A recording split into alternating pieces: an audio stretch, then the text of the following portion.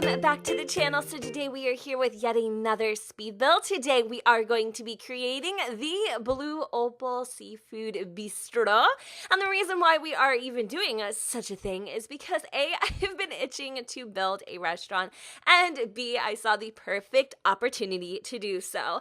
Now, if you go on Twitter and you check out Miss Kimmi, what's her name? SimGuru Kimmi. I'm sorry, my little bell went off and like totally threw off my vibe. SimGuru Kimmi's Twitter, you're gonna see that she has a dine out challenge thingy. Literally, that's what she named it. I love it. It's so creative. And this challenge actually ends February 27th. And what you need to do is you got to go on the gallery and you have to, under the hashtag Seafood Kimmi, download her pre-made lot. Essentially what it is it's a template for the restaurant, and you need to put it on a 40 by 30 lot. You need to add in 4 or 5 wall heights, make it a fancy seafood bistro, add in all the requirements to obviously run a successful restaurant, and then also decorate it with some aquariums, water motifs, upload it to the gallery. She even has some cool little bonus perk thingy-majiggers, you know, go the extra mile, be the overachiever. And you can add in like a dance floor, a DJ, water garden, whatever that means. Literally, I don't even know what that means either, but she put it in there. And then also she has requested fix her roof, which it was a little janky, girl, I'm not gonna lie. But then again, literally, I can't create roofs to save my life. But I wasn't going to even touch the roof, I guess you could say, until the fact that I realized what kind of vibe I was going for. So let me tell you a little bit about the Blue Opal. Now, the Blue Opal may not look like your typical seafood restaurant. You know, you may be thinking, Jen, this looks really contemporary, really experimental, really hip and edgy, but that is exactly how I wanted it. I wanted this lot to be a place of modern essence. When you walked in, you were greeted by the lights of all different shades of blue, and maybe even a little purples there to give it that opal iridescence. I wanted it to be a place that could easily fit in San Myshuno, maybe be more of like that hip hot spot, you know, that local place that everybody likes to go to. I don't really know. So I definitely tried my very best on the outside to kind of give it this very plain exterior, but it has like almost this very modern art deco part of it. And then in the inside, it's just, you know, full of blacks and blues and all these gorgeous dark hues, and it seriously just makes me so excited inside. I am so happy with the way that the exterior turned out. Now, the interior, there was a few things, and you're gonna see some jump cuts and stuff because honestly, you guys, this build took me over 4 freaking hours.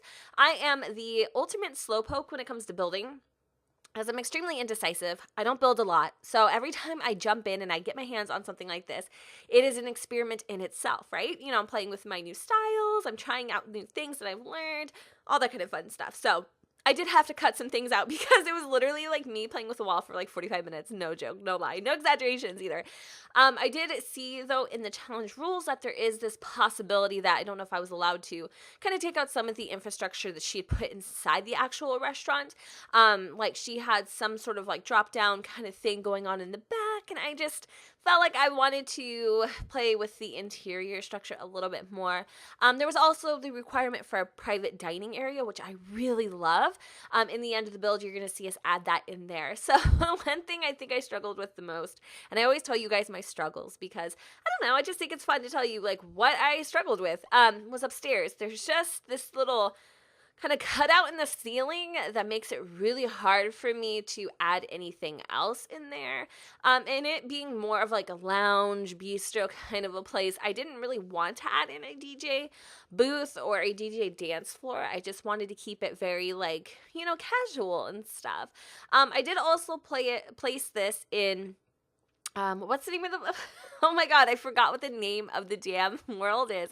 I placed this in Windenburg, yes, where the pool is located at. Actually, this is exactly where SimGuru Kimmi has her lot placed, and I placed it there too because it is a seafood restaurant, and I kind of wanted it to be on the docks where you could hear the birds and the breeze and the you know, the dings and the booms of the bells of the of the buoys and such.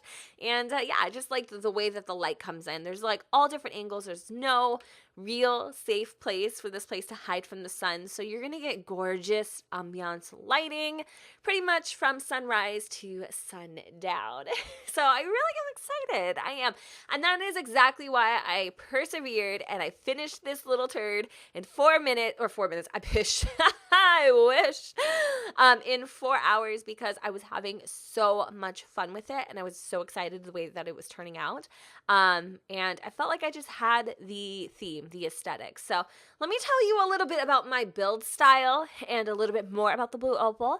And then we're going to go and talk about maybe like a pregnancy update or something, because I know you have been asking me a lot of questions. So I'm going to talk about that in just a moment. But so for the, again, aesthetic of the Blue Opal, it's a very simplistic place. I don't do well with overclutter.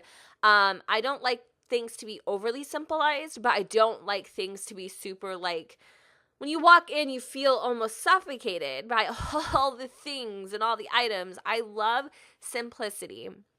And I think that's the one thing I struggle with my builds, is because I see a lot of players that have different types of build styles. You know, some do like simplicity, and then some do like to kind of put a lot more items and kind of fill up that space a lot more. And for me, I always felt like you were supposed to add more.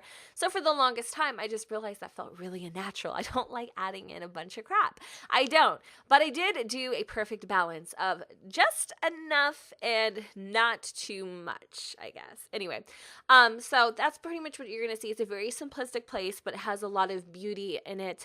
This little center kind of dining area is a really nice kind of place. This isn't our private dining, actually. Our private dining is upstairs, and it's a whole entire room that's kind of dedicated to, you know, maybe a private party, or you want to host a wedding up there. Whatever your heart desires, it is totally achievable in this space. I also love how I added blue considering it is a Blue Opal, as accents in the walls and all that kind of fun stuff. And I just really had fun and played around with her structure and tried to make it mine and fit my vision the best that I could.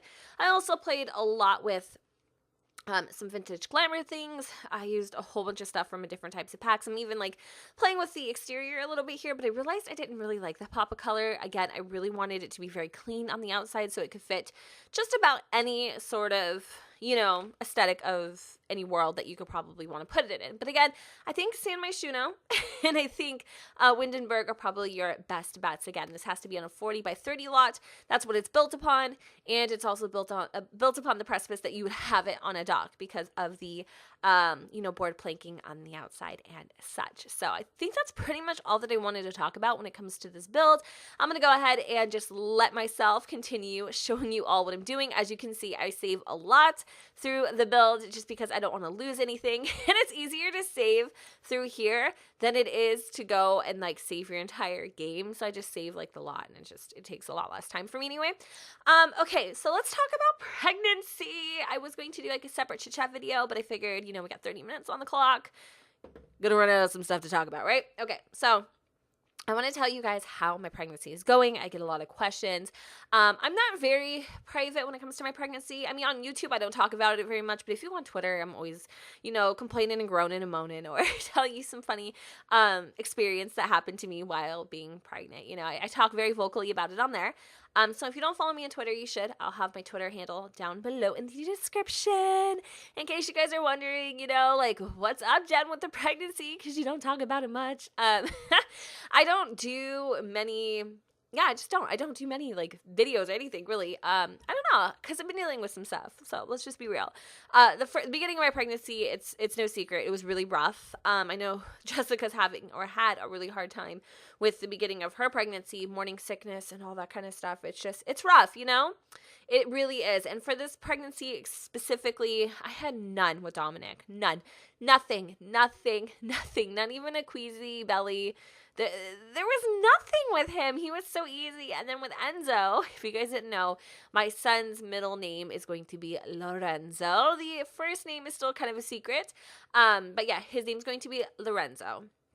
So I call him Enzo, and that's pretty much what his name's going to be. I'm going to call him Enzo all the time. So Enzo, with him, he's just been a little freaking Hulk from the start. Like, seriously, I'm not even kidding.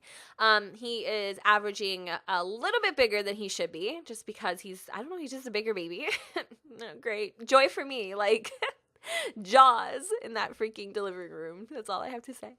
So yeah, he's a little bit of a bigger baby, and just pregnancy wise, I've been feeling pretty good after the whole morning sickness facade, which kind of led up around 14 weeks, thank goodness, because I honestly didn't know what I was going to do with myself, you guys. I was depressed. I know that sounds so freaking overdramatic, but literally I was, because I'm the kind of person that no matter how much pain I'm in, no matter how much, life is kind of, crashing down on me, the one thing that I have, the one thing that I've always felt like I can turn to is sitting down and chatting with you guys, filming videos, and you guys are seriously such my escape, And when I was so sick like that, I couldn't even record. Like, I just couldn't, because every time I opened my mouth, I thought I was going to throw up all over the microphone. And I recorded through a pretty serious dental situation that I had over the summer where my tooth was, my root was exposed, my nerve, and I even recorded through that. But for some reason, morning sickness, it was just not happening, So I felt pretty depressed about that. I was really, concerned. And then I went to Sims camp in 10 weeks, which I was still experiencing some morning sickness, but I'll be damned if I let an opportunity pass me for a little sickness, right? So that was a struggle. And I wasn't putting any pressure on the baby or anything by filming or, going to Sims camp. So I just needed to go on with my life, and eventually I got a handle on it. 14 weeks, whatever, we moved on. Okay, so we're good, I'm about 29 weeks right now. Your girl's pushing 30 weeks, which is amazing. I learned in the last several doctor's visits that I have been placed on moderate risk for my pregnancy. I did not know I was moderate risk. Nobody told me I was moderate risk. But then when I went on my doctor's charts online, I saw that I was. And when I asked my doctor about it, she said, yes, we mentioned it to you, but you must have forgotten. How do you forget, bish? Please, honey, tell me how do you forget that you're moderate risk? Well, what does that entail? Well, the reason why I am on moderate risk currently is because I had my first son, who is 10. I know, almost as old or as old as some of you guys. I had him at 31.5 weeks. So 31 weeks and 5 days, which is extremely early. When he was born, you guys, he was only 4 pounds, 9 ounces. Seriously, so small. And he was 19 inches long. So he was a big boy, but he was just really tiny and small. And he had half of his eyebrows. He didn't even have all of his eyebrows, and he had hair. He looked like a little baby Chewbacca. I'm not gonna lie. And he was orange. He looked like freaking Bart Simpson. A Bart Simpson baby Chewbacca. How do you say that about your own kid, Jen? I don't know. But he wasn't the cutest kid ever, but I found him absolutely adorable because he was my little monkey. And, he was jaundiced because of, I don't know exactly why that happened. He was just jaundiced. But anyway, he was too young to feed, so I couldn't breastfeed him or anything. And he had to go on a feeding tube and just all this kind of stuff. So 31 weeks and 5 days is actually really early. Anything over 36 weeks usually is okay, but anything under that, there's some complications and risks, and of course there was. And the funny thing about everything, you guys, is being in that the NICU, I remember a little boy, and he was even younger than my son, actually. I think he was in the 20s, the late 20 weeks. And he was very, very, very, very tiny, even smaller than my son, if you can imagine. My son was so tiny, he didn't even fit into preemie clothes. That's how small he was. And I remember seeing all the babies in the NICU, because they're not private. You can just pretty much walk up to any incubator and look at the baby if you wanted. And I remember this one specifically, and his name was Enzo. It's true. His name was Enzo, and he was another little Latino. And he was absolutely beautiful. And I remember his parents coming in time after time and trying to speak to me in Spanish because they thought I was Mexican. And they would try to speak to me, and I didn't really know anything at the time because me and my husband we weren't married, and we had just gotten together. Obviously we weren't together all that long, less than a year. Anyway, I didn't really know much, but I just remember them coming in and crying, and I could tell that he was having some complications, and you could see on the paperwork, what kind of complications he had. And I just remember his name being Enzo, and it's just kind of very ironic, even though I'm not naming my son after that baby, but it's just so funny how after 10 years later, I'm having a son named Enzo. And anyway, I just kind of went on this huge tangent about a baby that's not even mine. But anyway, so I am at risk for having that happen to me again, because once you have a premature baby, chances of it reoccurring are pretty damn big. Now, the reasons why I had my baby prematurely, nobody knows. I think I was misdiagnosed with an infection by a doctor who honestly didn't know what the hell he was doing, thought I had an infection that I didn't have, and then actually brought on the actual infection, which can cause premature labor. So I have speculations. I have kind of like thoughts and theories because I never struggled with any sort of infections before I had my son. And it was funny, I didn't even have the symptoms of this infection until after he'd given me a medication for it, and it messed up my pH levels. And then I actually got the infection, which brought on probably the labor, the premature labor. So anyway, that's just whatever. Like, that's in the past. I am free from such infections. I don't have that problem anymore. And I made sure that that was something that wasn't going to be an issue, or wasn't an issue with baby Enzo, because that is something that could have and probably did affect my pregnancy and why I had him so early in the first place. So anyway, that's one of the things that can happen to me again. And as I'm approaching 30 weeks, you can imagine I am terrified, because technically in a week and a half, you guys, or actually 2, a little less, I could be having a baby. And I haven't even shaved my legs. I can't have this baby yet. Seriously, it'll freaking get lost up in there. I'm not even kidding. I can't have this kid yet. I'm not ready, y'all. I'm not ready, but I'm not ready, like, at all. But, you know, it is coming up, so I finally did my baby registry on Amazon. I know some people have been asking me for the link on Twitter. I'm the kind of person where I don't want anybody to get me anything. I don't even want a baby shower. I'm not having like a baby shower. My husband's family is throwing me a baby shower. And I don't even want that, because I don't want people to buy me things. Like, I'm just like that. Like, I'm such an independent person. Like, I'm like, I can get it myself. It's fine. Like, you know, you don't have to worry about it. But I need to realize that people do want to do these things. Like, every time someone does something for you, it's not because it's an obligation. It's because they genuinely want to. But I feel like bad, you know? I don't know. Maybe I'm just crazy. So I did have a couple requests, quite a few actually, for me to open up a P.O. box for you guys to send baby Enzo some stuff. And then also I've had the request to post my Amazon link. And I'm going to let my family have the opportunity to shop from my Amazon baby registry first. And then I will post it for you guys maybe if you want. And again, you do not have to do it. You don't. I'm not asking. I don't need it. I don't need hand-me-outs. I'm good. But I get it. It's not a hand-me-out. It's a gift, Jen. I know. I'm so weird. I'm like the weirdest freaking person ever. Like, I don't, you know, because it feels like to me like I'm asking for it, but I'm not. Okay, just shut up. It's so weird. I'm like so concerned about stuff like that. But yeah, I'm like a super duper giving person. Like, I love like giving things to my friends and my family, and I think I got that from my mom. I don't know. Anyway, I'm being crazy. So the next thing medically, I guess I could go and throw out there really quick, is that if you guys aren't familiar with what a glucose test is, if you are diabetic, or, you know, in your life have had the opportunity, sadly, to have to take this test, then you know what it is. This is a glucose test. This actually tests for prenatal gestational diabetes, I think is the actual term. I'm not a doctor, so the terminologies may be a little far-fetched here, but I'm trying to express it and get my point across as best as possible. So what it is essentially is when the blood sugars in your placenta aren't able to be absorbed, your body isn't absorbing it, and then I guess it just makes sure blood sugar levels in your blood rise, and then it can also affect your baby, like by the fact that it can be a bigger baby, he or she can weigh more, but not always, but it is a possibility, and that is some of the things that they're concerned about. So I took my 1-hour glucose test. I failed by 3 points, and my doctor, I'm pretty sure she hates me. Every time I go in there, she tells me, Jen, your weight's getting up there. Oh, girl, you gained 8 pounds this month, bitch.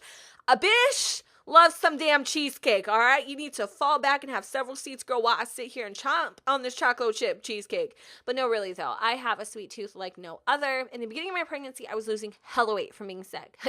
And then she was complaining then. And she wanted to put me on some freaking nausea medication. And then I found out that the nausea medication she was going to give me could have caused a 30% chance of a birth deformity. This girl, she trying to kill me. But then anyway, so now when she was telling me my weight was getting up there, I just kind of looked at her and I was like, yeah, like, I know. And if you're wondering how much I've gained, I'm 169 right now, and I was like 126 before I had him, so you do the math. And I'm pretty sure that freaking glucose test made me gain like 500 pounds because it's nothing but sugar. So, anyway, she's going to have a field day when she gets these results. So in like 3 weeks-ish, I got to go back and I got to take this 3-hour glucose test. I don't want to do it. I'm super afraid of needles. Like, I'm so afraid of needles. God, why? So what I have to do is I have to drink this drink. Well, no, bitch. I don't even get to eat for 12 hours, which, oh no, how you gonna tell me I can't eat for 12? I'm gonna have to go in like freaking, what is it? I don't even know. I'm gonna have to go on hibernation or something because there's no way I can be awake for 12 hours and not eat. So I can't eat for 12 hours. I go in, they immediately draw my blood, joy, and then they test my levels, right? Okay, so then after that, I drink this nasty sugary effing drink with like 50 grams of sugar in an 8-ounce serving. And then in an hour, they test my sugar levels again. Okay, and then after that, I drink another one of those drinks, mind you, all on an empty stomach with 100 grams of sugar. 100! Okay, no, and then they test my blood again. So I get poked like 4 times, and then they wait like another hour just to see if my blood levels go back to normal, and then they test me again. So I get sticked with a needle 4 freaking times, drink nasty ass drinks on an empty stomach, and then they test my levels. So if I fail one of those, it's okay, but if I fail all 3, that means your girl is now a high-risk pregnancy, okay, because she couldn't fall back from the damn cheesecake, and I will have gestational diabetes. So yay for me. That means these next few weeks, I need to really be careful about what I'm putting into my body because it was my birthday. Y'all know I had that birthday cake. And it was also Valentine's Day, which obviously I'm going to eat all the sugar. So it's kind of my fault. I'm not going to lie. It really is. I mean, I've been watching my diet, relatively speaking. But the sugar thing has always been a struggle. And I find it really funny because I like really salty foods. And my salt levels and all my other blood work are fine. Like, what the hell? Anyways, I love talking to you guys. We could just sit here and just bish and moan all day long.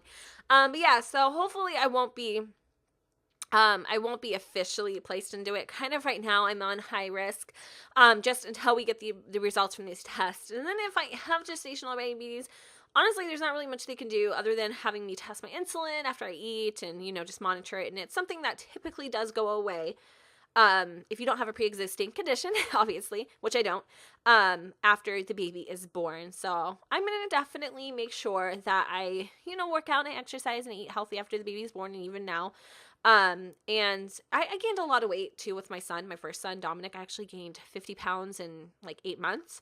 But I lost it all within like 4 to 8 months or something like that. It fell off really quickly, so I'm not concerned about the weight. It's just kind of the risks that are associated with the weight gain. They're not too fun, but I'm not really like worried about it for some reason.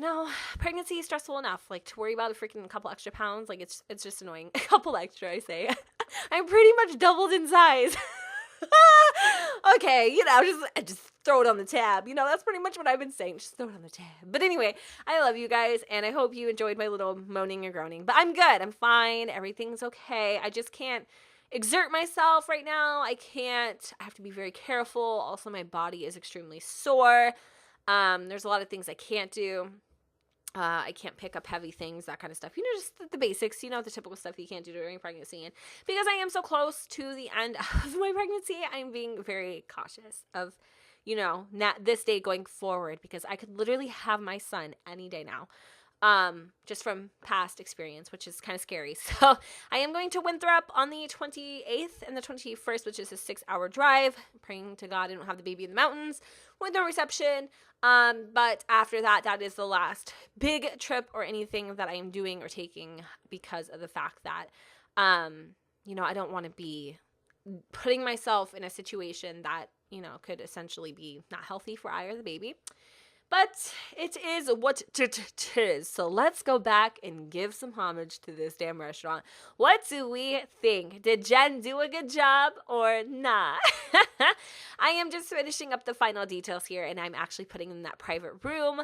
I can't wait to play with it. I did play test it a little bit. Everything looks great. I honestly really am so excited to visit this place. Now, this part might be a little janky to you and a little weird.